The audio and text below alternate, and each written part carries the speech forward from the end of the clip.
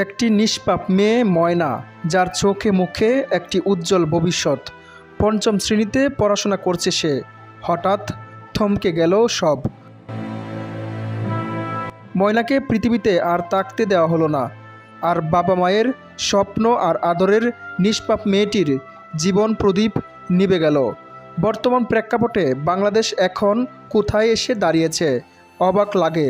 নরপিচাসদের হাত থেকে 9 বছরের মেয়েরও কোনো নিরাপত্তা নেই। পঞ্চম শ্রেণীতে পড়া এই নিষ্পাপ মেয়েকে তারা যৌন নির্যাতন করে মেরে মসজিদের 2য় তলায় রেখে দিল। কতটা নির্মম এই নরপিচাসগুলো! যার পরিবারের, যার আদরের সন্তানটির এমন ঘটনা ঘটেছে, সেই বুঝতে পারছে কতটা ভয়াবহ। মেয়েটির বাবা মা কি পারবে ধৈর্য ধরতে? আর কত বাবা মায়ের আদরের সন্তান হারাবে?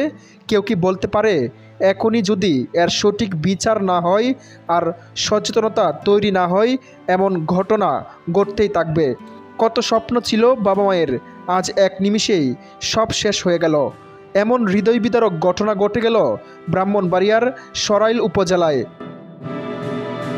নিহত শিশু ময়না উপজেলার শাহবাজপুর ইউনিয়নের চন্দু মিয়া পাড়া এলাকার প্রবাসী আব্দুর রাজ্জাক মিয়ার মেয়ে। সে হাবলিপাড়া মাদ্রাসার ছাত্রী ছিল।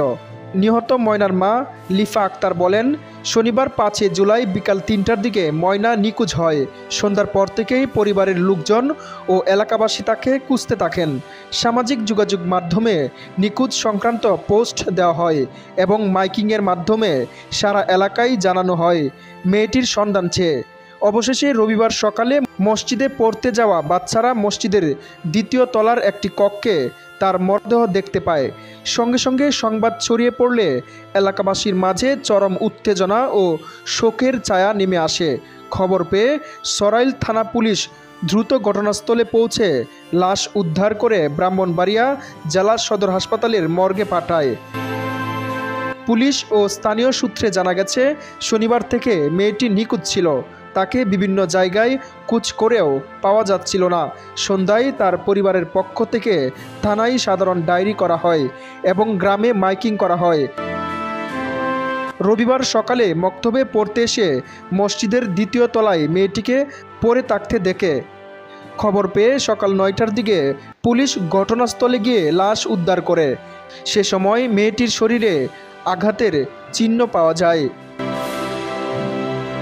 মায়ের আহাজারিতে দেশের মানুষও আজ স্তব্ধ। কিভাবে সান্ত্বনা দিবেন এই মাকে? শিশুরা পবিত্র ফুলের মতো কোমল আর সুন্দর, কিন্তু তাদের কতটা যত্নে রাখতে পারছি আমরা? দৈনিক পত্রিকা যেন আমাদের বিবেক এর উপর কষাঘাত। কিছুদিন পরপরেই সামনে আসে শিশু যৌন নির্যাতনের এর খবর। মানুষরূপী কিছু পশুর হাত থেকে রক্ষা করতে পারছি কি আমরা শিশুদের? আঘাত তো শুধু শরীরে নয়, লাগে মনের অনেক গভীরেও।